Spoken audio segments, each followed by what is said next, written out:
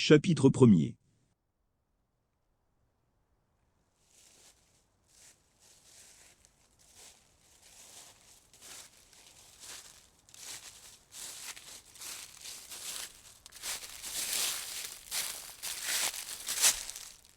Je décide le titre définitif et complet de mon blablabla. Allah n'est pas obligé d'être juste dans toutes ces choses ici-bas. Voilà. Je commence à compter mes salades. Et d'abord, m'appelle Biraïma. Suis petit nègre. Pas parce que suis black et gosse. Non. Mais suis petit nègre, parce que je parle mal le français. C'est comme ça. Même si on est grand, même vieux, même arabe, chinois, blanc, russe, même américain, si on parle mal le français, on dit on parle petit nègre, on est petit nègre quand même. Ça, c'est la loi du français de tous les jours qui veut ça. Et 2, mon école n'est pas arrivée très loin, j'ai coupé cours élémentaire 2. J'ai quitté le banc, parce que tout le monde a dit que l'école ne vaut plus rien, même pas le paix d'une vieille grand-mère. C'est comme ça, on dit en nègre noir africain indigène, quand une chose ne vaut rien. On dit que ça vaut pas, le paix d'une vieille grand-mère, parce que le paix de la grand-mère foutue et malingre ne fait pas de bruit, et ne sent pas très, très mauvais. L'école ne vaut pas le paix de la grand-mère parce que, même avec la licence de l'université, on n'est pas fichu d'être infirmier ou instituteur, dans une des républiques bananières corrompues de l'Afrique francophone. République bananière signifie apparemment démocratique, en fait régie par des intérêts privés, la corruption. Mais fréquenter jusqu'à cours élémentaire 2 n'est pas forcément autonome et mirifique. On connaît un peu, mais pas assez, on ressemble à ce que les nègres noirs africains indigènes appellent une galette aux 2 faces braisées. On n'est plus villageois, sauvage comme les autres noirs nègres africains indigènes. On entend et comprend les noirs civilisés, et les toubabs sauf les anglais, comme les américains noirs du Liberia. Mais on ignore géographie, grammaire, conjugaison, division, et rédaction. On n'est pas fichu de gagner l'argent facilement, comme agent de l'État dans une république foutue, et corrompue comme en Guinée, en Côte d'Ivoire, etc., etc. Et 3, suis insolent, incorrect comme barbe d'un bouc, et parle comme un salopard. Je dis pas, comme les nègres noirs africains indigènes bien cravatés, merde, putain, salaud, j'emploie les mots malinqués comme faforo. Faforo signifie sexe de mon père ou du père, ou de ton père. Comme Niamokode. Niamokode signifie bâtard ou bâtardise. Comme Walae. Walae signifie au nom d'Allah. Les malinqués, c'est ma race à moi. C'est la sorte de nègres noirs africains indigènes, qui sont nombreux au nord de la Côte d'Ivoire, en Guinée et dans d'autres républiques bananières, et foutus comme Gambie, Sierra Leone et Sénégal là-bas, etc. Et 4, je veux bien m'excuser de vous parler vis-à-vis comme ça, parce que je ne suis qu'un enfant. Suis 10 ou 12 ans, il y a 2 ans grand-mère disait 8 et maman 10, et je parle beaucoup. Un enfant poli écoute, ne garde pas la palabre, il ne cause pas, comme un oiseau gendarme dans les branches de figuier. Ça, c'est pour les vieux aux barbes abondantes et blanches, c'est ce que dit le proverbe. Le genou ne porte jamais le chapeau quand la tête est sur le cou. C'est ça les coutumes au village. Mais moi depuis longtemps, je m'en fous des coutumes du village, entendu que j'ai été au Liberia, que j'ai tué beaucoup de gens avec Kalachnikov, ou Kalash, et me suis bien camé avec Canif, et les autres drogues dures. Et 5, pour raconter ma vie de merde, de bordel de vie dans un parler approximatif, un français passable, pour ne pas mélanger les pédales dans les gros mots, je possède 4 dictionnaires. Primo le dictionnaire Larousse, et le petit Robert, secundo l'inventaire des particularités lexicales du français en Afrique noire, et tertio le dictionnaire Ara. Ces dictionnaires me servent à chercher les gros mots, à vérifier les gros mots, et surtout à les expliquer. Il faut expliquer, parce que mon blablabla est à lire par toutes sortes de gens. Des toubabs, toubab signifie blanc, colons, des noirs indigènes sauvages d'Afrique et des francophones de tout gabarit, gabarit signifie genre. Le Larousse et le petit Robert me permettent de chercher, de vérifier et d'expliquer les gros mots du français de France aux noirs nègres indigènes d'Afrique. L'inventaire des particularités lexicales du français d'Afrique explique les gros mots africains aux toubabs français de France. Le dictionnaire arabe s'explique les gros mots pidgin à tout francophone qui ne comprend rien de rien au pidgin. Comment j'ai pu avoir ces dictionnaires? Ça, c'est une longue histoire, que je n'ai pas envie de raconter maintenant. Maintenant je n'ai pas le temps, je n'ai pas envie de me perdre dans du blabla. Voilà c'est tout. À Faforo, cul de mon papa. Et 6, c'est vrai, suis pas chic et mignon, suis maudit parce que j'ai fait du mal à ma mère. Chez les nègres noirs africains indigènes, quand tu as fâché ta maman, et si elle est morte, avec cette colère dans son cœur, elle te maudit, et tu as la malédiction. Et rien ne marche chez toi et avec toi.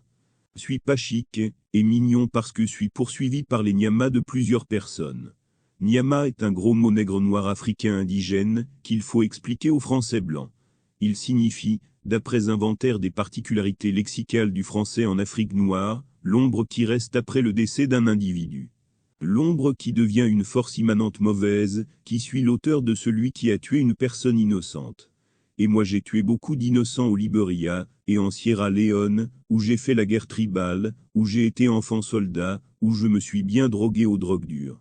Je suis poursuivi par les Nyamas, donc tout se gâte chez moi et avec moi. Nyamokode, bâtardise. Me voilà présenté en 6 points, pas un de plus en chair et en os avec en plume, ma façon incorrecte et insolente de parler. Ce n'est pas en plume qu'il faut dire mais en prime. Il faut expliquer en prime aux nègres noirs africains indigènes qui ne comprennent rien à rien. D'après Larousse, en prime signifie ce qu'on dit en plus, en rab. Voilà ce que je suis, c'est pas un tableau réjouissant. Maintenant, après m'être présenté, je vais vraiment compter ma vie de merde de damné. Asseyez-vous et écoutez-moi. Et écrivez tout et tout. Allah n'est pas obligé d'être juste dans toutes ces choses. Faforo, sexe de mon papa. Avant de débarquer au Liberia, j'étais un enfant sans peur ni reproche. Je dormais partout, chapardais tout et partout pour manger. Grand-mère me cherchait des jours et des jours. C'est ce qu'on appelle un enfant de la rue. J'étais un enfant de la rue. Avant d'être un enfant de la rue, j'étais à l'école. Avant ça, j'étais un Bilakoro au village de Togobala. Bilakoro signifie, d'après l'inventaire des particularités lexicales, garçon non circoncis. Je courais dans les rigoles, j'allais au champ, je chassais les souris et les oiseaux dans la brousse. Un vrai enfant nègre noir africain broussard. Avant tout ça, j'étais un gosse dans la case avec maman. Le gosse, il courait entre la case de maman et la case de grand-mère. Avant tout ça, j'ai marché à 4 pattes dans la case de maman. Avant de marcher à 4 pattes, j'étais dans le ventre de ma mère. Avant ça, j'étais peut-être dans le vent, peut-être un serpent, peut-être dans l'eau. On est toujours quelque chose comme serpent, arbre, bétail, ou homme ou femme avant d'entrer dans le ventre de sa maman. On appelle ça la vie avant la vie. J'ai vécu la vie avant la vie. Nyamokode, bâtardise. La première chose qui est dans mon intérieur, en français correct, on ne dit pas dans l'intérieur, mais dans la tête. La chose que j'ai dans l'intérieur, ou dans la tête quand je pense à la case de ma mère, c'est le feu, la brûlure de la braise, un tison de feu.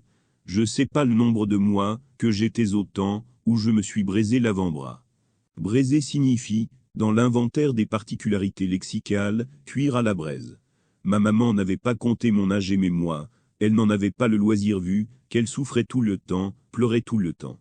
J'ai oublié de vous dire quelque chose de fondamental, de formidablement important. Ma maman marchait sur les fesses. Voilà et, au nom d'Allah, sur les 2 fesses. Elle s'appuyait sur les 2 mains et la jambe gauche. La jambe gauche, elle était malingre, comme un bâton de berger. La jambe droite, qu'elle appelait sa tête de serpent écrasée, était coupée, handicapée par l'ulcère. L'ulcère, d'après mon dictionnaire Larousse, est une plaie persistante avec écoulement de pus. C'est comme ça, on appelle une plaie à la jambe qui ne guérit jamais, et qui finit par tuer la malade. L'ulcère de maman était dans des feuilles emmitouflées dans du vieux pagne. Emmitouflé signifie, d'après Larousse, enveloppé. La jambe droite était toujours suspendue en l'air. Maman avançait par à coups, sur les fesses, comme une chenille. Par à coups, c'est l'arrêt brusque suivi d'une reprise brutale. Moi, je marchais à 4 pattes. Je me le rappelle, je peux le compter. Mais je n'aime pas le dire à tout le monde. Parce que c'est un secret, parce que, quand je le compte, je tremble de douleur comme un peureux par la brûlure de feu dans ma chair. Je courais, tournais à 4 pattes, elle me poursuivait. J'allais plus vite qu'elle. Elle me poursuivait, sa jambe droite en l'air, elle allait sur les fesses, par à coups, en s'appuyant sur les bras. Je suis allé trop vite, trop loin, je ne voulais pas me faire rattraper. J'ai foncé, j'ai bousculé dans la braise ardente. la braise ardente a fait son travail, elle a grillé mon bras. Elle a grillé le bras d'un pauvre enfant comme moi, parce que Allah n'est pas obligé d'être juste dans toutes les choses qu'il fait sur terre. La cicatrice est toujours là sur mon bras, elle est toujours dans ma tête, et dans mon ventre, disent les Africains noirs, et dans mon cœur. Elle est toujours dans mon cœur, dans tout mon être, comme les odeurs de ma mère.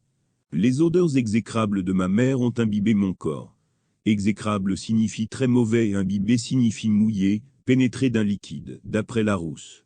Nyamokode, bâtard. Donc, quand j'étais un enfant mignon, au centre de mon enfance, il y avait l'ulcère, qui mangeait et pourrissait la jambe droite de ma mère. L'ulcère pilotait ma mère. Piloter, c'est guider dans un lieu. L'ulcère pilotait ma mère et nous tous. Et, autour de ma mère, et de son ulcère, il y avait le foyer. Le foyer qui m'a braisé le bras. Le foyer fumait ou tisonnait. Tisonner, c'est remuer les tisons d'un feu pour l'attiser. Autour du foyer, des canaris. Canaris signifie, d'après l'inventaire des particularités lexicales, vase en terre cuite de fabrication artisanale. Encore des canaris, toujours des canaris pleins de décoction. Décoction, c'est la solution obtenue par l'action de l'eau bouillante sur des plantes. Des décoctions pour laver l'ulcère de maman. Au fond de la case, des canaris s'alignaient encore contre le mur. Entre les canaris et le foyer, il y avait ma mère, et son ulcère dans la natte. Il y avait moi, il y avait le féticheur, le chasseur et guérisseur Bala aussi. Bala était le guérisseur de ma maman. C'était un type chic, formidable. Ça connaissait trop de pays et de choses. Allah lui avait donné 100 autres chances, qualités et possibilités incroyables. C'était un affranchi, c'est comme ça, on appelle un ancien esclave libéré, d'après Larousse. C'était un don somba, c'est comme ça, on appelle un maître chasseur, qui a déjà tué un fauve noir, et un génie malfaisant, d'après inventaire des particularités lexicales. C'était un cafre, c'est comme ça, on appelle un homme qui refuse la religion musulmane, et qui est plein de fétiches, d'après inventaire des particularités lexicales. Il a refusé de brûler ses idoles, donc n'est pas musulman, ne fait pas les 5 prières par jour, ne jeûne pas un mois par an. Le jour de sa mort, aucun musulman ne doit aller à son enterrement, et on ne doit pas l'enterrer dans le cimetière musulman. Et personne, strictement signifie rigoureux, qui ne laisse aucune latitude, strictement personne ne doit manger ce qu'il a égorgé. Bala était le seul Bambara, Bambara signifie celui qui a refusé, le seul cafre du village. Tout le monde le craignait. Il avait le cou, les bras, les cheveux et les poches tout pleins de gris-gris. Aucun villageois ne devait aller chez lui.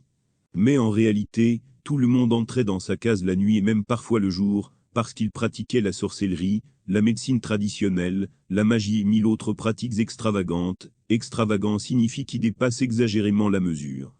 Tout ce que je parle et déconner, c'est faire ou dire des bêtises, et que je bafouillerai, c'est lui qui me l'a enseigné. Il faut toujours remercier l'arbre à carité sous lequel on a ramassé beaucoup de bons fruits pendant la bonne saison. Moi je ne serai jamais ingrat envers Bala. Faforo, sexe de son père, Nyamokode, bâtard. La case de ma maman s'ouvrait par 2 portes, la grande porte sur la concession de la famille et la petite porte sur l'enclos. À 4 pattes, je roulais partout, m'accrochais à tout. Des fois, je tombais dans l'ulcère. Maman hurlait de douleur. L'ulcère saignait. Maman hurlait comme l'hyène dont les pattes sont coincées dans les dents d'un gros piège à loup. Elle pleurait. Elle avait trop de larmes, toujours des larmes dans le profond du creux des yeux et des sanglots pleins, la gorge qui toujours l'étouffait. Arrête les larmes, arrête les sanglots, disait grand-mère. C'est Allah qui crée chacun de nous avec sa chance, ses yeux, sa taille et ses peines. Il t'a né avec les douleurs de l'ulcère. Il t'a donné de vivre tout ton séjour sur cette terre dans la natte au fond d'une case près d'un foyer. Il faut redire Allah Koubarou, Allah Koubarou. Allah est grand.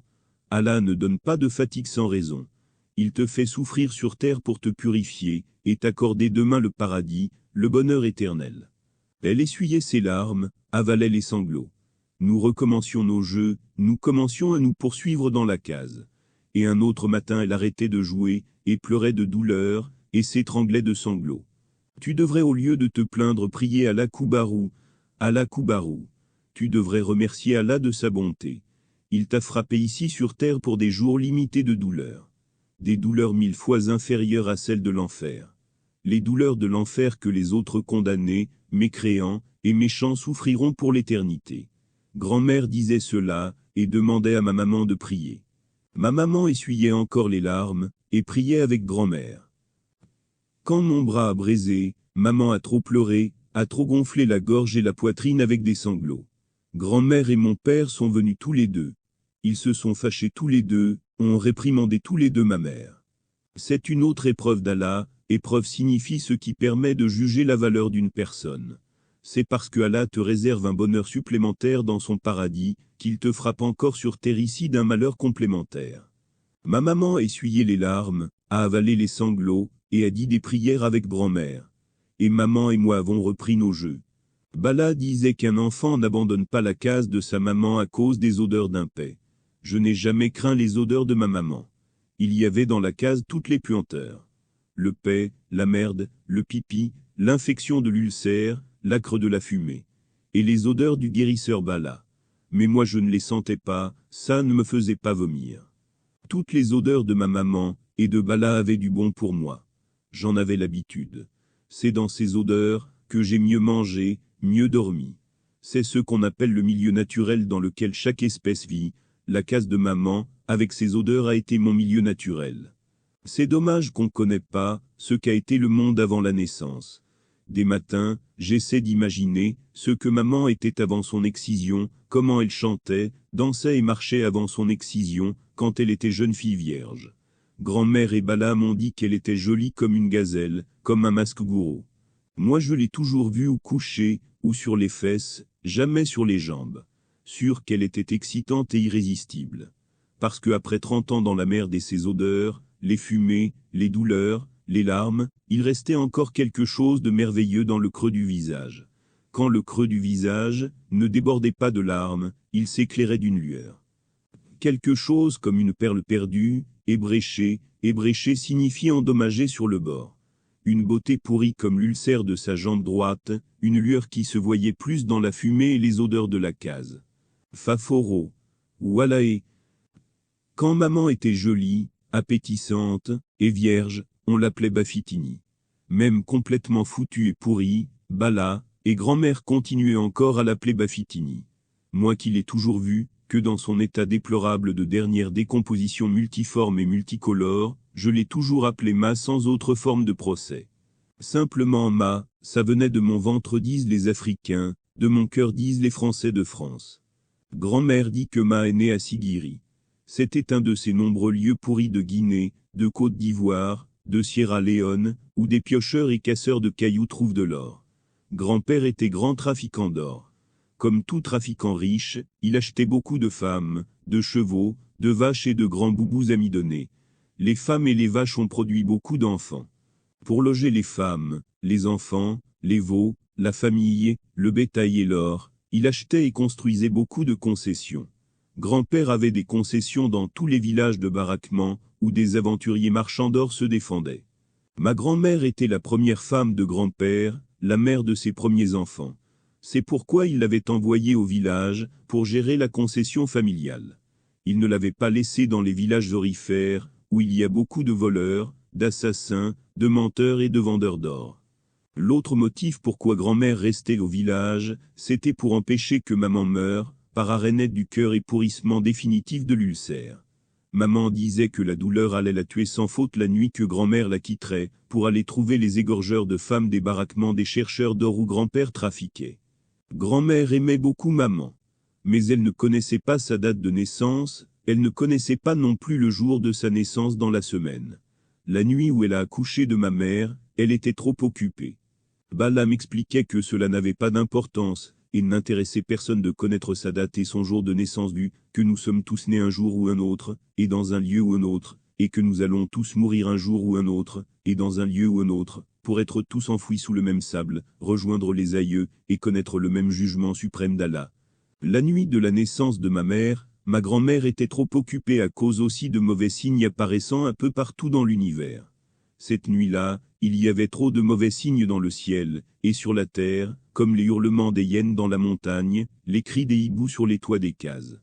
Tout ça pour prédire que la vie de ma mère allait être terriblement et malheureusement malheureuse. Une vie de merde, de souffrance, de damnés, etc.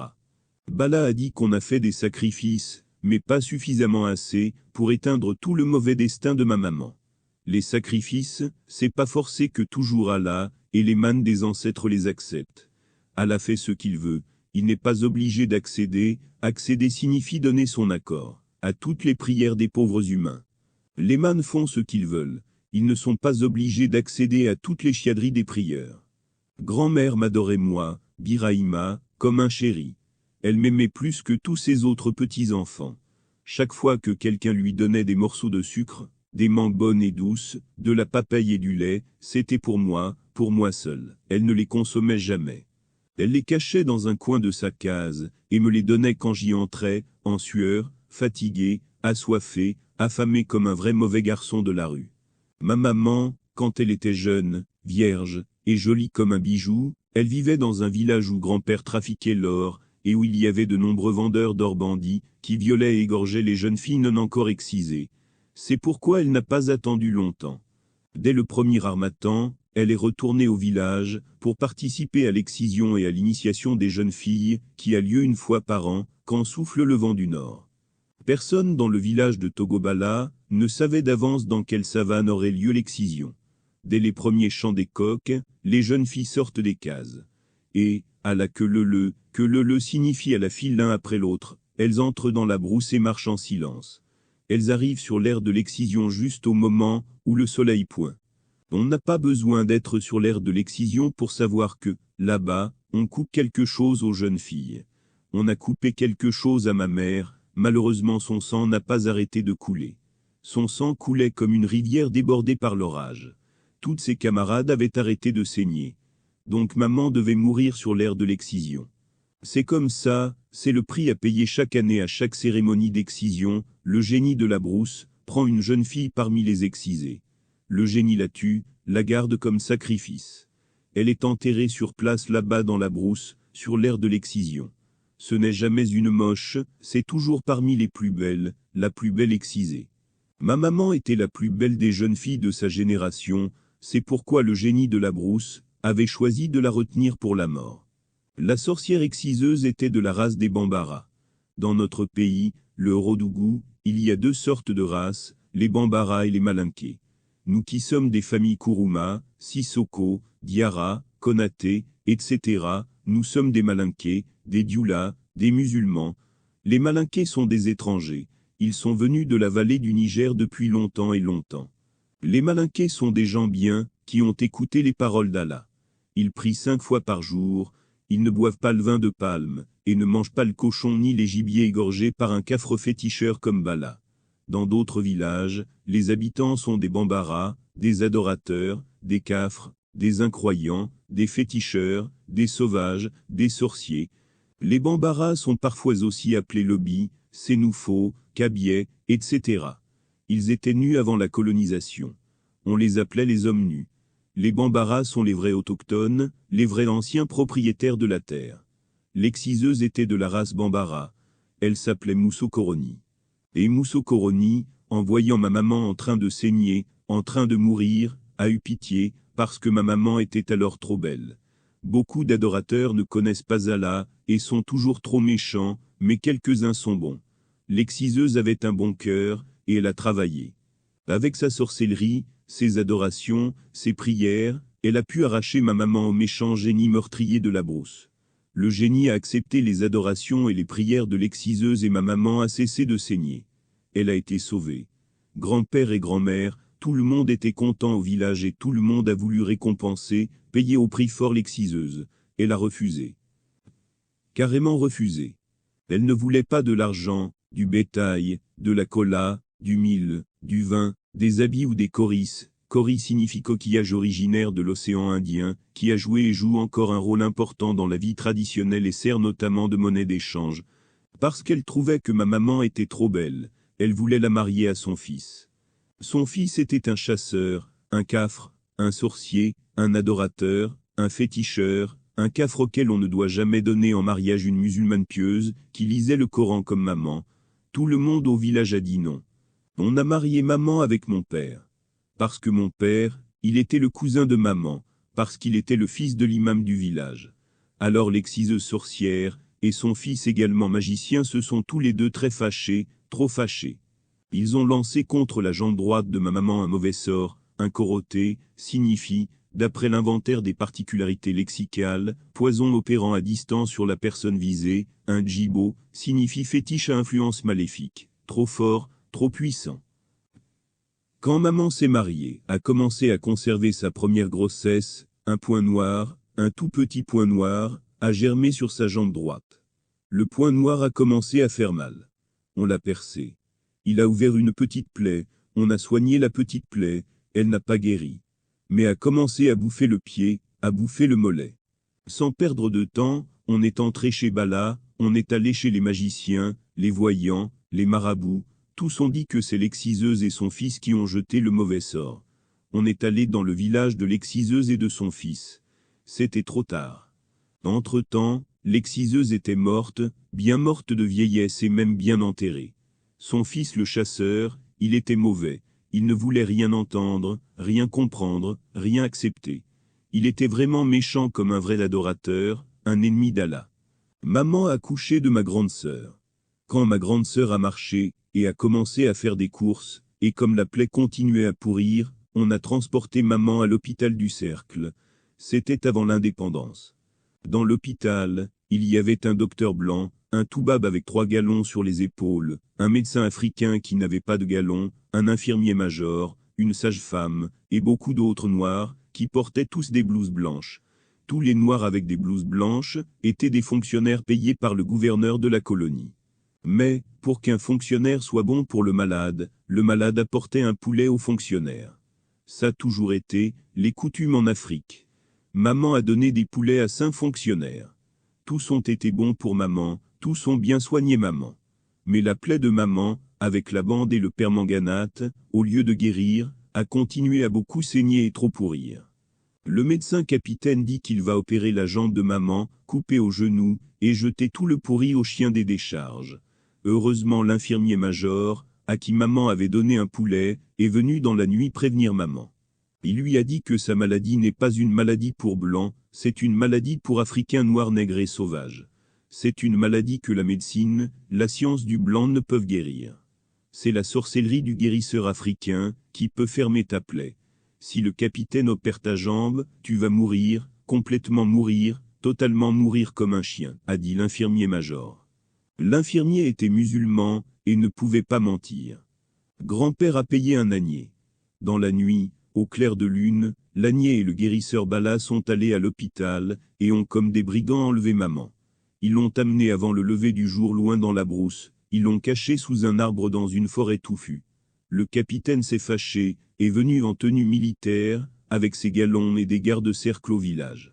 Ils ont cherché maman dans toutes les cases du village. Ils ne l'ont pas trouvée, vu que personne au village ne savait où on l'avait cachée dans la brousse. Quand le capitaine et ses gardes sont partis, le guérisseur Bala et l'ânier sont sortis de la forêt et maman est rentrée dans sa case. Elle a continué à marcher sur les 2 fesses par à coup. Faforo, sexe de mon père.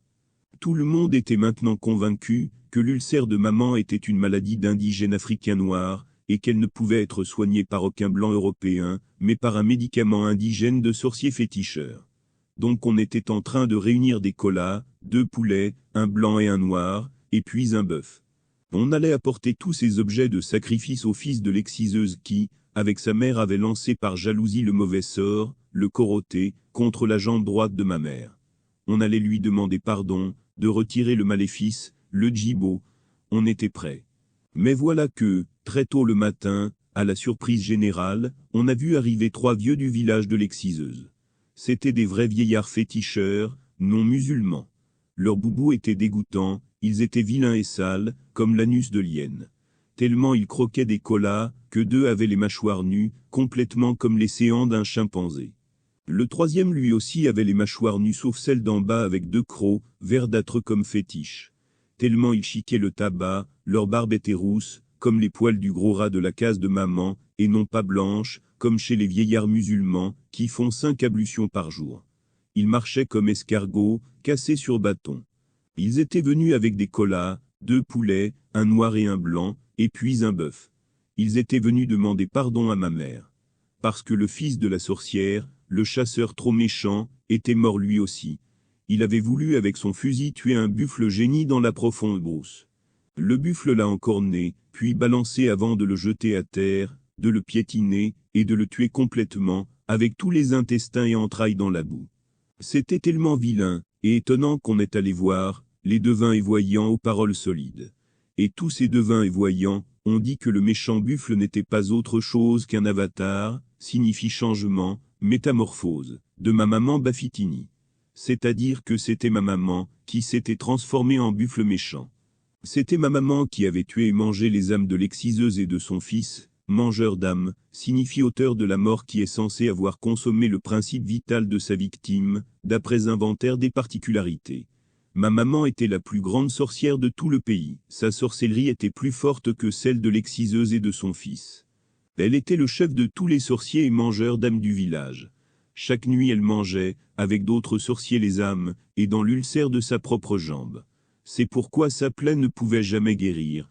Personne dans le monde ne pouvait guérir l'ulcère pourri. C'est elle-même, ma mère, qui voulait marcher sur les fesses, avec la jambe droite en l'air, toute sa vie parce qu'elle aimait manger la nuit les âmes des autres, et dévorer sa plaie pourrie. Voilà et, au nom d'Allah. Quand j'ai appris tout ça, quand j'ai su la sorcellerie de ma mère, quand j'ai su qu'elle mangeait dans sa jambe pourrie, tellement j'étais surpris, estomaqué, que j'ai pleuré, trop pleuré, 4 jours nuit et jour. Matin 5e jour, je suis parti de la case, avec décision de ne plus manger avec maman.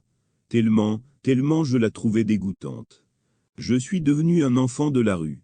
Un vrai enfant de la rue qui dort avec les chèvres, et qui chaparde un peu partout, dans les concessions et les champs pour manger. Bala et grand-mère sont venus me prendre dans la brousse, et m'ont ramené dans la maison. Ils m'ont essuyé les larmes. Ils m'ont demandé de refroidir le cœur. Refroidir le cœur signifie apaiser mon sentiment de colère, de peine, et on dit que maman n'était pas, ne pouvait pas être une sorcière. Parce qu'elle était musulmane. Les vieillards bambara non musulmans étaient des fiefs menteurs. Ce qu'ont dit Bala et grand-mère ne m'a pas bien convaincu. C'était trop tard. Un paix sorti des fesses ne se rattrape jamais. Je continuais à regarder ma maman du coin de l'œil, avec méfiance et hésitation dans le ventre, disent les Africains, et dans le cœur, disent les Français. J'avais peur qu'un jour elle mange mon âme. Quand on a mangé ton âme, tu ne peux plus vivre, tu meurs par maladie, par accident, par n'importe quel mal mort, Nyamokode, bâtardise. Quand maman est morte, Bala a dit qu'elle n'avait pas été mangée par les sorciers. Parce que lui, Bala, était un devin, un féticheur qui détectait les sorciers, qui connaissait les sorciers. Grand-mère a expliqué que maman avait été tuée par Allah seule avec l'ulcère, et les larmes qu'elle a trop versées. Parce que lui, Allah, du ciel fait ce qu'il veut, il n'est pas obligé de faire juste toutes ces choses d'ici-bas. À partir de ce jour, j'ai su que j'avais fait du mal à ma maman, beaucoup de mal. Du mal à une handicapée. Ma maman ne m'a rien dit, mais elle est morte, avec la mauvaiseté dans le cœur. J'avais ces malédictions, la damnation. Je ne ferai rien de bon sur terre. Je ne vaudrai jamais quelque chose sur cette terre. Peut-être je vous parlerai plus tard de la mort de ma maman. Mais ce n'est pas obligé, ou indispensable d'en parler, quand je n'ai pas envie. Faforo, sexe du père. Je ne vous ai rien dit encore de mon père. Il s'appelait Maury. Je n'aime pas parler de mon père. Ça me fait mal au cœur et au ventre.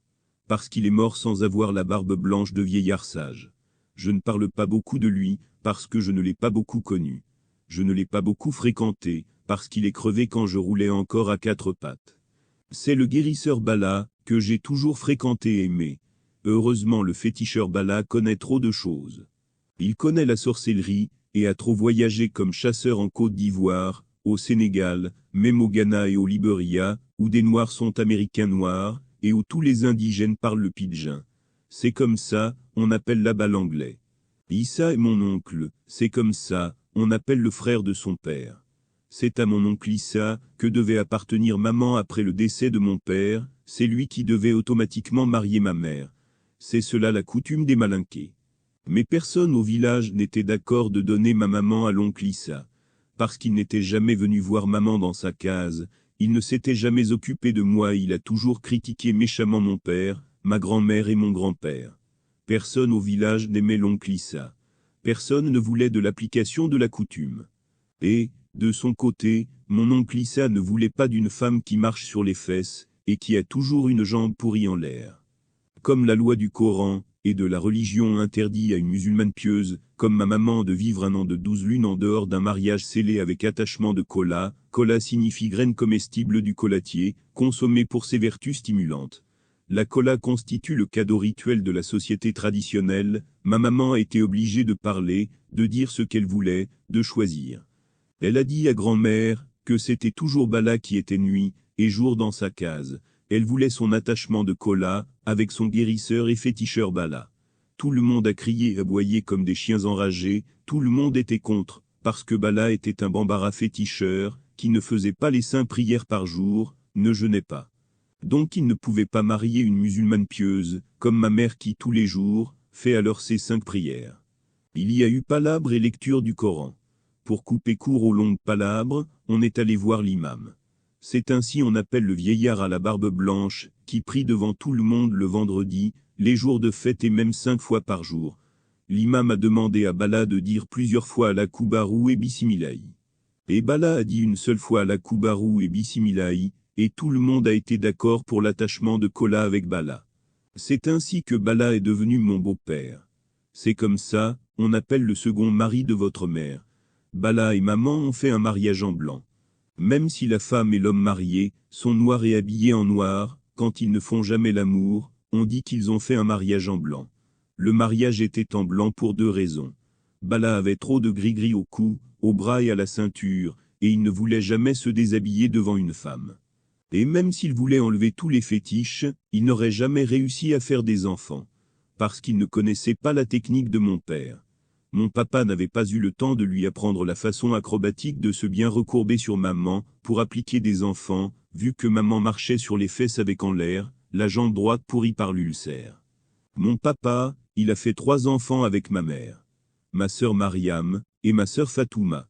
Mon père il était un gros cultivateur et un bon croyant qui nourrissait bien ma maman. Grand-mère a dit que mon père est mort malgré tout le bien qu'il faisait sur terre, parce que personne ne connaîtra jamais les lois d'Allah, et que le Tout-Puissant du ciel s'en fout, il fait ce qu'il veut, il n'est pas obligé de faire toujours juste, tout ce qu'il décide de réaliser sur terre ici-bas. Ma maman est morte pour la raison que Allah l'a voulu. Le croyant musulman ne peut rien dire ou reprocher à Allah, a dit l'imam. Il a ajouté que ma maman n'est pas morte par sorcellerie, mais par son ulcère. Sa jambe a continué à pourrir à cause qu'il n'y avait plus personne pour la guérir après la disparition de l'exciseuse et de son fils, et que sa maladie n'était pas une maladie à soigner dans un dispensaire du Blanc, à cause aussi que le temps que Allah lui avait accordé sur terre était terminé. L'imam a ajouté que ce n'était pas vrai, ce que les vieillards crasseux étaient venus raconter. Ce n'est pas vrai, que maman mangeait elle-même dans la nuit par sorcellerie dans sa plaie pourrie. Ça m'a refroidi le cœur, et j'ai recommencé à pleurer ma mère. L'imam a dit que je n'avais pas été un garçon gentil. L'imam, dans le village, c'est le marabout à la barbe abondante qui, les vendredis à 13 h, dirige la grande prière. C'est pourquoi j'ai commencé à bien regretter. Et toujours maintenant ça me fait mal, ça brûle mon cœur, quand je pense à la mort de maman. Parce que parfois je me dis que peut-être maman n'était pas une sorcière mangeuse d'âme, et me rappelle la nuit où elle a fini. Quand maman a commencé à trop pourrir au dernier degré, elle m'a convoqué, et a serré trop fort mon bras gauche avec sa main droite. Je ne pouvais pas échapper pour aller faire le petit vagabond, cette nuit-là dans les rues. J'ai dormi dans la natte et maman a rendu l'âme au premier chant du coq. Mais le matin les doigts de maman étaient tellement serrés sur mon bras, qu'il a fallu Bala, grand-mère et une autre femme pour m'arracher à ma mère. Voilà et, au nom d'Allah, c'est vrai. Tout le monde a beaucoup pleuré, parce que maman avait trop souffert sur cette terre ici-bas. Tout le monde a dit que maman allait partir directement dans le bon paradis d'Allah là-haut, parce qu'elle a connu sur terre ici-bas tous les malheurs et toutes les souffrances, et que Allah n'avait plus d'autres malheurs et souffrances à lui appliquer. L'imam a dit que son âme sera une bonne âme, une âme qui protégera bien les vivants contre les malheurs et tous les mauvais sorts, une âme qu'il faut adorer et évoquer. Maman est maintenant dans le paradis, elle ne souffre plus, tout le monde sur terre ici est content. Sauf moi. La mort de maman me fait mal, encore très mal. Parce que les déclarations des vieillards cafres étaient des gros mensonges, ils étaient de fiefs et menteurs. Et moi, j'ai été avec elle un mauvais et vilain garçon. J'ai blessé maman, elle est morte avec la blessure au cœur. Donc je suis maudit, je traîne la malédiction partout où je vais. Nyamokode, bâtardise. Pour les funérailles de ma mère, 7e et 40e jour, 7e jour et 40e jour signifie, d'après inventaire des particularités, cérémonie à la mémoire d'un défunt, ma tante Mahan est venue du Liberia. Mahan est la maman de Mamadou. C'est pourquoi on dit que Mamadou est mon cousin. Ma tante Mahan vivait au Liberia loin de la route dans la forêt après une rivière.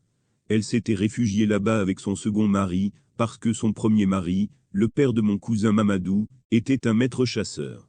Un maître chasseur qui criait, injuriait, menaçait avec le couteau et le fusil. C'est ce qu'on appelle un violent. Le maître chasseur, le papa de Mamadou, était un gros violent. Ma tante a fait avec le maître chasseur, ma cousine Ferima, et mon cousin Mamadou. Le nom du maître chasseur, le père de Mamadou, était Morifing. Mais tellement Morifing injuriait, frappait, menaçait ma tante, tellement et tellement qu'un jour, ma tante est partie, elle a fui. Partout dans le monde, une femme ne doit pas quitter le lit de son mari, même si le mari injurie, frappe et menace la femme. Elle a toujours tort. C'est ça qu'on appelle les droits de la femme. C'était pas encore les indépendances. Ma tante a été convoquée au bureau du commandant blanc de la subdivision. À cause des droits de la femme, les 2 enfants ont été arrachés à leur mère et confiés à leur père. Pour empêcher ma tante de voler, de voir ses enfants, leur père les a envoyés en Côte d'Ivoire. Le cousin Mamadou a été confié à son oncle, un gros infirmier. L'infirmier a envoyé mon cousin à l'école des Blancs en Côte d'Ivoire là-bas. En ce temps, il n'y avait pas beaucoup d'écoles, et l'instruction était encore utile. C'est pourquoi Mamadou a pu devenir un grand quelqu'un, même un docteur. Malgré le divorce accordé par l'administrateur colonial, avec les droits de la femme, malgré que Morifing avait la garde de ses 2 enfants, le chasseur violent continuait de chercher ma tante et son second mari. Des fois, dans la nuit, il se réveillait, tirait seul son fusil en l'air, et disait qu'il allait les tuer tous les 2, qu'il les tuerait tous les 2, comme des biches s'il les voyait.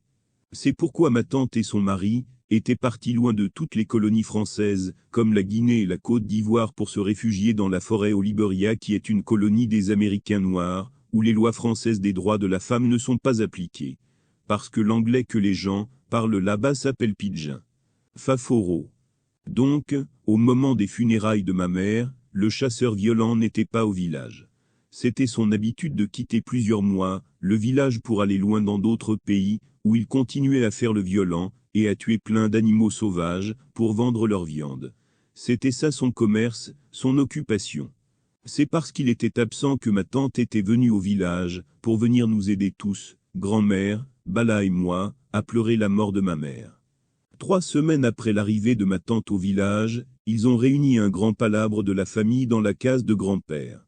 Palabre signifie assemblée coutumière, où se discutent les affaires pendantes, se prennent les décisions. Le palabre réunissait grand-père, grand-mère, ma tante, d'autres tantes, et d'autres oncles.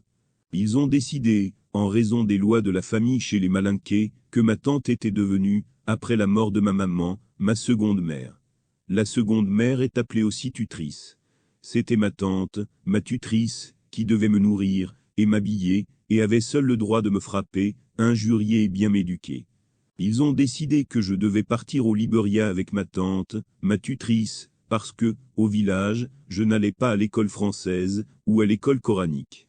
Je faisais le vagabond d'un enfant de la rue, ou allais à la chasse dans la brousse avec Bala qui, au lieu de m'instruire dans les paroles d'Allah du Coran, m'apprenait la chasse, le fétiche et la sorcellerie.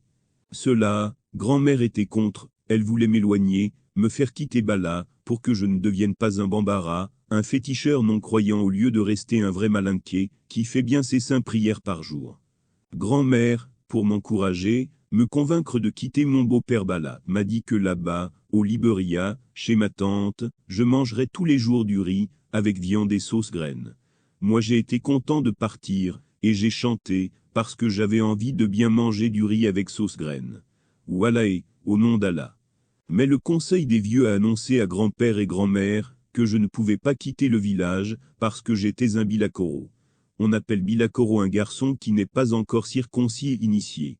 Parce qu'au Liberia là-bas c'est la forêt et les hommes sont des Bushmen. Bushmen signifie, d'après inventaire, homme de la forêt, nom donné par mépris par les hommes de la savane aux hommes de la forêt. Les Bushmen sont des gens de la forêt qui ne sont pas malinqués, et qui ne connaissent pas la circoncision et l'initiation. J'ai fait partie du premier contingent de la bonne saison de Bilakoro pour la circoncision et l'initiation. Une nuit, on est venu me réveiller, nous avons marché, et, au lever du soleil, nous étions dans une plaine à la lisière de la forêt sur l'aire de la circoncision. On n'a pas besoin d'être sur l'aire de la circoncision pour savoir que là-bas on coupe quelque chose. Chaque Bilakoro a creusé un petit trou devant lequel il s'est assis.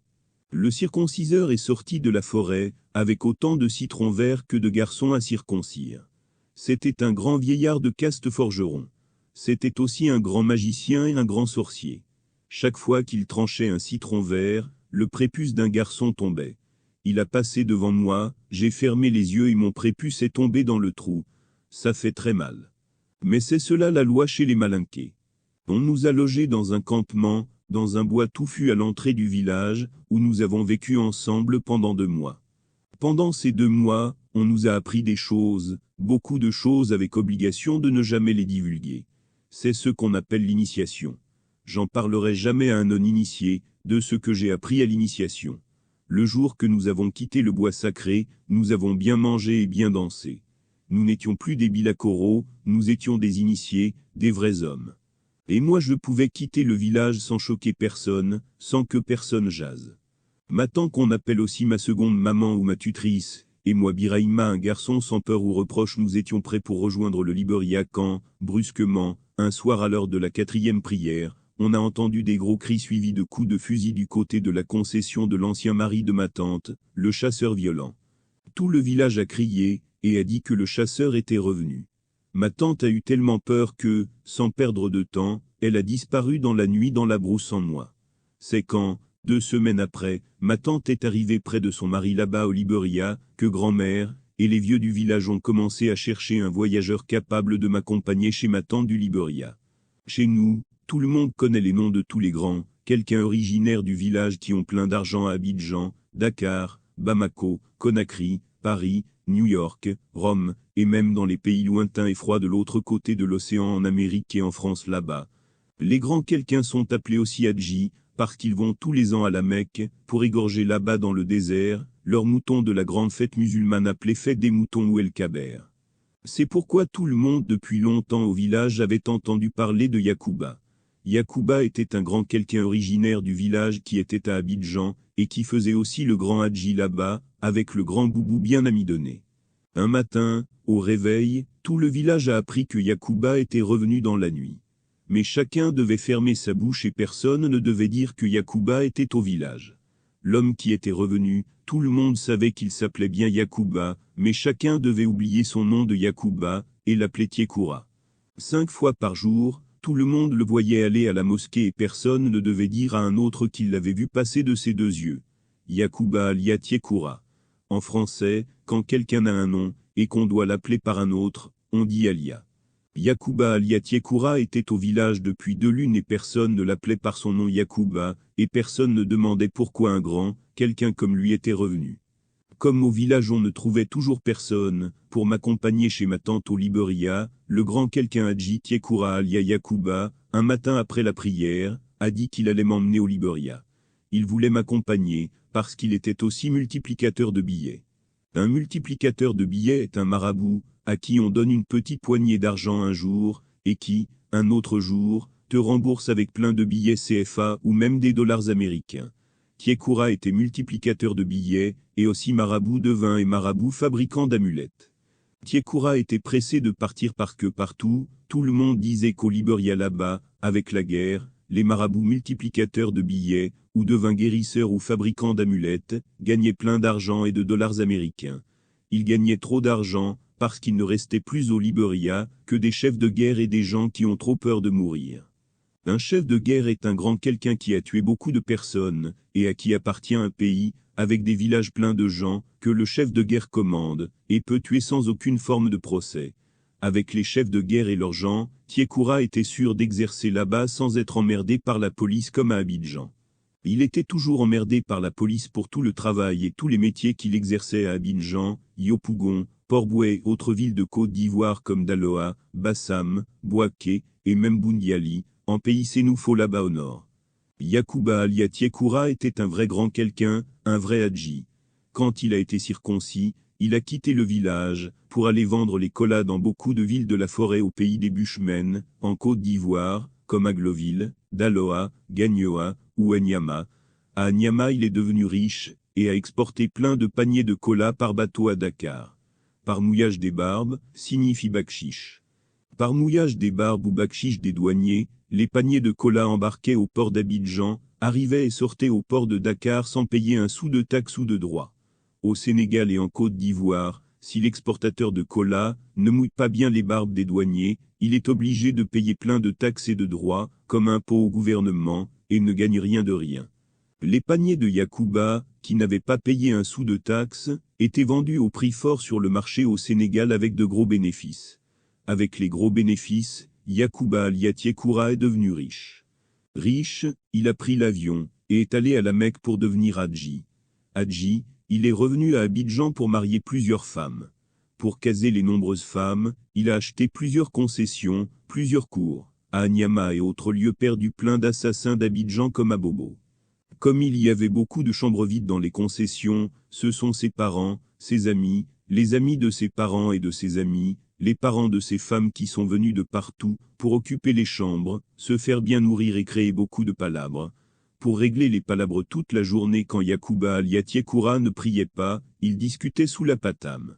La patame, c'est une construction légère à toit de papeau ou de feuilles de palmier tressées posées sur des pilotis qui servent d'abri contre le soleil. Il discutait sous la patame dans son grand boubou amidonné avec les proverbes et les sourates d'un grand hadji avec turban. Un mois, il a été tellement occupé par les palabres, tellement emmerdé par les palabreurs qu'il a oublié de bien mouiller la barbe des douaniers pour un bateau plein de paniers de colas qui est bien parti, et est bien arrivé à Dakar. À Dakar, il y avait grève des dockers. Les dockers et les douaniers ont laissé les colas pourrir dans les cales, pendant que Yacouba alias Tiekura continuait encore à palabrer sous la patame. Tous les paniers de colas d'un bateau entier étaient entièrement foutus, perdus, bons à être jetés dans la mer. Yacouba avait perdu tout son argent. On dit en français que Yacouba était complètement ruiné, totalement ruiné. Quand on est ruiné, les banquiers viennent réclamer l'argent qu'ils t'avaient généreusement prêté. Si tu ne rembourses pas sur place, ils te défèrent au tribunal. Si tu n'arrives pas à mouiller les barbes des magistrats, des juges, greffiers et avocats du tribunal d'Abidjan, tu es condamné au plus fort.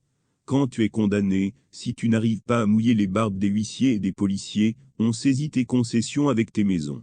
On a saisi toutes les concessions de Yacouba alias Tiekura. Pour ne pas voir ça, et pour qu'on ne mette pas la main sur les bijoux de ces femmes, il s'est enfui au Ghana. Le Ghana est un pays près de la Côte d'Ivoire, où on joue bien le football, et où on parle aussi le pidgin comme anglais. Au Ghana, il y avait plein de marchandises beaucoup moins chères qu'à Abidjan. En bien mouillant les barbes des douaniers des frontières, il a fait entrer ses marchandises en Côte d'Ivoire sans payer les droits, et a pu les vendre au prix fort avec des gros bénéfices. Avec les bénéfices, il s'est enrichi, a acheté une grande concession à Yopougon-Port-Bouët, des femmes, des turbans, des boubous amidonnés, et des cars rapides, pour transporter les passagers pressés. Oui, beaucoup de cars rapides.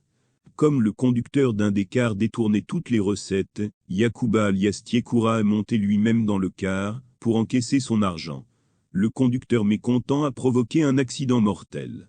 Yacouba blessé, hospitalisé, a été guéri par Allah, parce qu'il courbait tous les jours, ses saintes prières, et égorgeait très souvent plein de sacrifices. Parce que ces sacrifices étaient exaucés. Chez les Africains indigènes noirs, c'est quand les sacrifices qu'on fait sont exaucés qu'on a beaucoup de chance. De son accident, de son hospitalisation, il tira deux choses. Primo, il devint boiteux, on l'appela le bandit boiteux. Segundo, il tira la pensée que Allah, dans sa bonté, ne laisse jamais vide une bouche qu'il a créée. Faforo, sexe de mon père. Pendant que Yacouba alias Tiekura était à l'hôpital, un de ses amis est venu lui rendre visite. Il s'appelait Sékou Doumbouya. C'était un camarade de groupe d'âge, un camarade d'initiation, donc un très vieux ami. Dans les villages noirs nègres africains, les enfants sont classés par groupe d'âge. Ils font tout par groupe d'âge. Ils jouent et sont initiés par groupe d'âge. Sékou est venu lui rendre visite en Mercedes-Benz. En Côte d'Ivoire, ce sont les riches qui circulent en Mercedes-Benz. Sékou a indiqué à Yacouba le métier qu'il exerçait pour gagner beaucoup d'argent sans risquer sans rien foutre. C'était le travail de marabout. À sa sortie du CHU de Yopougon, Yacouba alias Tiékoura a vendu l'épave de la voiture et les autres cars rapides, et s'est installé comme marabout multiplicateur de billets, fabricant d'amulettes, inventeur de paroles de prière, pour réussir et découvreur des sacrifices, pour éloigner tous les mauvais sorts. Son travail a bien marché, parce que plein de ministres, de députés, de hauts fonctionnaires, de nouveaux riches, et d'autres gros quelqu'un ont commencé à entrer chez lui. Quand les bandits, assassins et autres tueurs de Côte d'Ivoire ont vu ça, ils sont entrés chez lui, avec des valises pleines d'argent volé pour multiplier les billets des gains des hold-up. À Abidjan, quand les policiers voient un bandit avec une arme à la main, ils ne discutent pas avec lui, ils l'abattent sans forme de procès, comme un gibier, un lapin. Un jour, les policiers ont tiré sur 3 bandits, 2 sont morts sur le champ, le 3e, avant de crever, a pu expliquer que leur argent était chez le multiplicateur de billets Yacouba alias Tiékoura. Les policiers ont débarqué chez le multiplicateur. Par sacrifice exaucé, signifie par chance d'après inventaire des particularités. Les nègres indigènes africains font beaucoup de sacrifices sanglants contre les malheurs. C'est quand leurs sacrifices sont exaucés qu'ils ont plein de chance. Par sacrifice exaucé ou par chance, Yacouba alias Tiékoura était absent quand les policiers ont fouillé et ont trouvé chez lui trop de valises pleines de billets de banque volés. Yacouba n'est plus retourné chez lui. Il a fui Abidjan la nuit, a pris le nom de Tiékoura et s'est réfugié au village où tous ceux qui le voyaient disaient qu'ils ne l'avaient pas vu.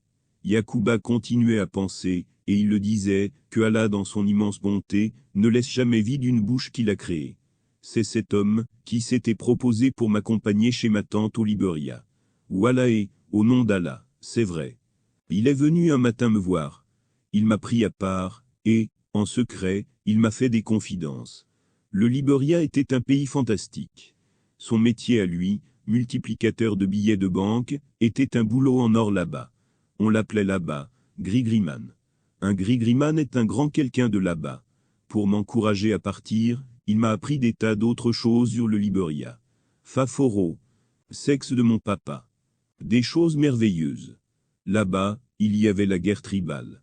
Là-bas, les enfants de la rue, comme moi, devenaient des enfants soldats, qu'on appelle en pidgin américain d'après mon arabe ce small soldier. Les small soldiers avaient tout et tout. Ils avaient des kalachnikovs. Les kalachnikovs, c'est des fusils inventés par un russe qui tire sans s'arrêter. Avec les kalachnikovs, les enfants soldats avaient tout et tout. Ils avaient de l'argent, même des dollars américains. Ils avaient des chaussures, des galons, des radios, des casquettes, et même des voitures, qu'on appelle aussi des 4x4. J'écris voilà et, je voulais partir au Liberia. Vite et vite. Je voulais devenir un enfant soldat, un small soldier. Un enfant soldat, ou un soldat enfant, c'est kiff pareil. Je n'avais que le mot small soldier à la bouche. Dans mon lit, quand je faisais caca ou pipi, je criais seul small soldier, enfant soldat, soldat enfant. Un matin, au premier chant du coq, Yacouba est arrivé à la maison. Il faisait encore nuit. Grand-mère m'a réveillé et m'a donné du riz sauce arachide. J'ai beaucoup mangé. Grand-mère nous a accompagnés. Arrivée à la sortie du village, où il y a les décharges du village, elle m'a mis dans la main une pièce d'argent, peut-être toute son économie. Jusqu'à aujourd'hui je sens le chaud de la pièce dans le creux de ma main. Puis elle a pleuré, et est retournée à la maison. Je n'allais jamais plus la revoir. Ça, c'est Allah qui a voulu ça. Et Allah n'est pas juste, dans tout ce qu'il fait ici-bas. Yacouba m'a demandé de marcher devant lui. Yacouba boitait, on l'appelait le bandit boiteux. Il a dit avant le départ, qu'en route nous aurions toujours quelque chose à manger, parce que Allah dans son immense bonté, ne laisse jamais vide une bouche qu'il a créée. Avec nos bagages sur la tête, Tiékoura et moi sommes partis à pied avant le lever du soleil pour la ville du marché, où on trouvait les camions pour toutes les capitales de Guinée, du Liberia, de Côte d'Ivoire et du Mali. Nous n'avons même pas beaucoup fait pied la route, même pas 1 kilomètre. Tout à coup à gauche, une chouette a fait un gros froufrou, et est sortie des herbes, et a disparu dans la nuit. J'ai sauté de peur, et j'ai crié « Maman !» et je me suis accroché aux jambes de Tiekura. Tiekura, qui est un homme sans peur ni reproche, a récité une des trop puissantes sourates qu'il connaît par cœur. Après, il a dit qu'une chouette qui sort à gauche du voyageur est mauvais présage pour le voyage. Présage signifie signe par lequel on préjuge de l'avenir. Il s'est assis et a récité 3 autres sourates fortes du Coran et 3 terribles prières de sorciers indigènes. Automatiquement, un touraco a chanté à droite, touraco, oiseau de grande taille frugivore, d'après inventaire. Le touraco ayant chanté à droite, Yakuba s'est levé et a dit que le chant du touraco est une bonne réponse. Une bonne chose qui signifiait que nous avions la protection de l'âme de ma mère. L'âme de ma maman est trop forte, parce que ma maman a trop pleuré sur terre ici-bas. L'âme de ma maman avait balayé sur notre route le funeste froufrou de la chouette. Funeste signifie qui apporte le malheur, la mort. Bien que je sois maudit par ma maman, son âme me protégeait. Et nous avons continué notre bon pied la route signifie, d'après inventaire, marcher, sans parler, parce que nous étions très forts et rassurés. Après ça, nous n'avons pas encore longtemps fait beaucoup pied la route, même pas 5 kilomètres. Tout à coup à gauche encore une deuxième chouette, a fait froufrou dans les herbes, et a disparu dans la nuit. J'ai tellement eu peur, que j'ai crié 2 fois, « Maman !» Yakuba alias Tiekura, qui est un type sans peur ni reproche, dans le maraboutage et la sorcellerie, a récité 2 des trop bonnes sourates, qu'il connaît par cœur. Après, il a dit que des chouettes qui sortent 2 fois à gauche du voyageur, c'est trop et trop mauvais augure. Augure signifie signe qui semble annoncer l'avenir. Il s'est assis, et a récité 6 sourates fortes du Coran et 6 grosses prières de sorciers indigènes. Automatiquement, une perdrix a chanté à droite. Alors il s'est levé, il a souri, et a dit que le chant de la perdrix signifie que nous avons la protection de l'âme de ma mère. L'âme de ma maman est une bonne, et trop forte âme, parce que ma maman a trop pleuré, et a trop marché sur les fesses ici-bas. L'âme de ma maman avait balayé encore sur notre voyage, le deuxième funeste froufrou de la chouette. Ma maman était très bonne, elle me protégeait bien que je lui ai fait beaucoup mal. Et nous avons continué à marcher notre bon pied, la route sans nous soucier, parce que nous étions vraiment contents et fiers. Après ça nous n'avons pas encore fait longtemps pied la route, même pas 10 kilomètres. Tout à coup à gauche, une troisième chouette a fait un trop gros froufrou dans les herbes, et a disparu dans la nuit. J'ai tellement eu peur, que j'ai crié 3 fois, « Maman !» Tiekura, qui est un homme sans peur ni reproche, dans le maraboutage et la sorcellerie, a récité 3 des trop puissantes sourates, qu'il connaît par cœur. Après, il a dit que des chouettes qui sortent à gauche du voyageur 3 fois, et 3 fois trop mauvais présage pour le voyage. Il s'est assis, et a récité 9 autres sourates fortes du Coran et 9 grosses prières de sorciers indigènes. Automatiquement, une pintade a chanté à droite. Alors il s'est levé, il a souri, et a dit que le chant de la pintade signifie que nous avons la bénédiction de l'âme de ma mère. L'âme de ma maman est une bonne, et trop forte âme, parce que ma maman a trop pleuré, et a trop marché sur les fesses ici-bas. L'âme de ma maman avait balayé encore sur notre voyage, le 3e funeste froufrou de la chouette.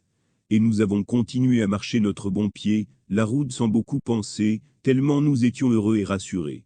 Le matin commençait à arriver, et nous continuions à marcher. Tout à coup, tous les oiseaux de la terre, des arbres, du ciel ont chanté ensemble, parce qu'ils étaient tous contents, tellement contents. Cela a fait sortir le soleil qui a bondi vis-à-vis devant nous au-dessus des arbres. Nous aussi nous étions trop contents, nous regardions au loin le sommet du fromager du village, quand nous avons vu arriver sur notre gauche un aigle. L'aigle était lourd, parce qu'il tenait quelque chose dans ses serres. Arrivé à notre hauteur, l'aigle a lâché au milieu de la route ce qu'il tenait. C'était un lièvre mort. Tiekura a crié de nombreux gros bismillahi, et a prié longtemps et longtemps avec des sourates, et beaucoup de prières de féticheurs cafres. Il était trop soucieux, et il a dit qu'un lièvre mort au milieu de la piste était très mauvais, trop mauvais augure. Arrivés, nous ne sommes pas partis directement à l'autogare. Nous sommes entrés en ville, avec volonté de renoncer au voyage, de retourner à Togobala. Il y avait trop de mauvais présages.